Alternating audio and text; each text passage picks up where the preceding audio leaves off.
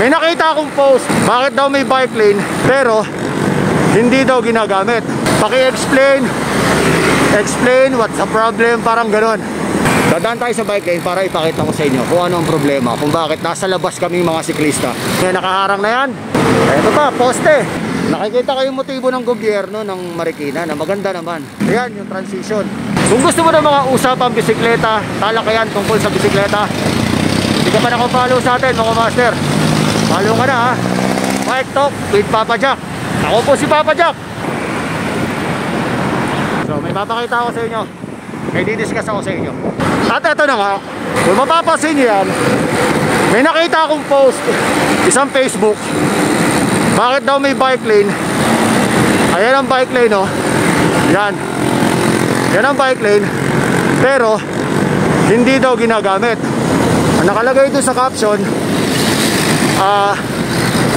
paki-explain what's the problem, parang ganon. Ganon yung gusto palabasin. Kaya ngayon, i-explain ko sa inyo. Tara, dito yan sa Marcos Highway, sa may Santolan Station. Nandito tayo ngayon sa Santolan Station sa may Marcos Highway. Okay, kung mapapansin nyo, every Sunday nandyan lahat ng mga siklista nasa labas nitong bike lane na yan. Bakit nga ba hindi nila dinadaanan ang bike lane na yan? May mga nagtatanong kung bakit, paki-explain anong problema. Ngayon, ipapakita ko sa inyo kung ano ang problema. Unang-una dito mga master, pag nasa kanan ka, hindi mo kayang i-maintain na nasa kanan ka, dito ka dumadaan kasi pedestrian din to.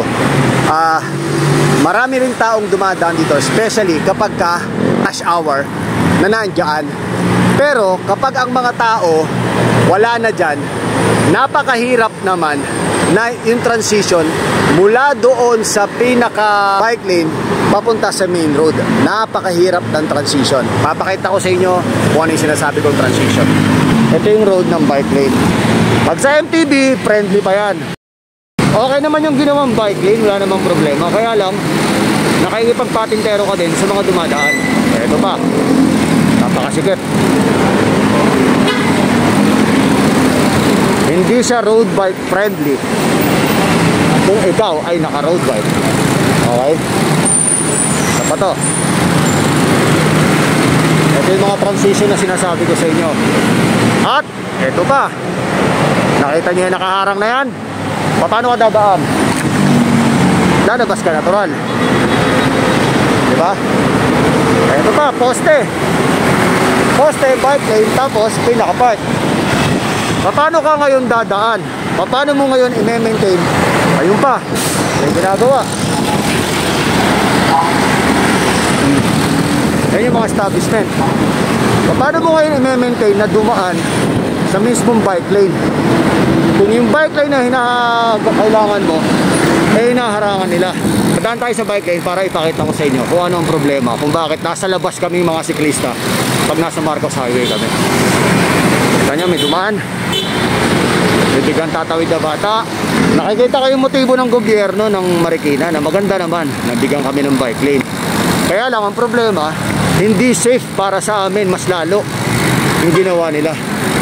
Tulad yan, may poste, tapos may humps na ganyang kabigat, at may mga basurang nakaharang pa. Ito yung transition na sinasabi ko sa inyo, yung transition from bike lane to main road. May nakaharang.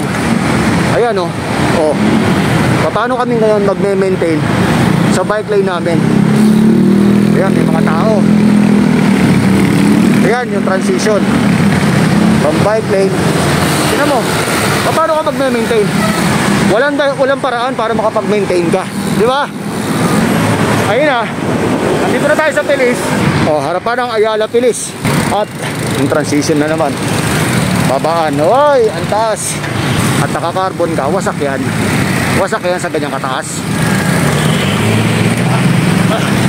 Sa ganong kataas, pag binigla mo yun, wasak ang carbon mo.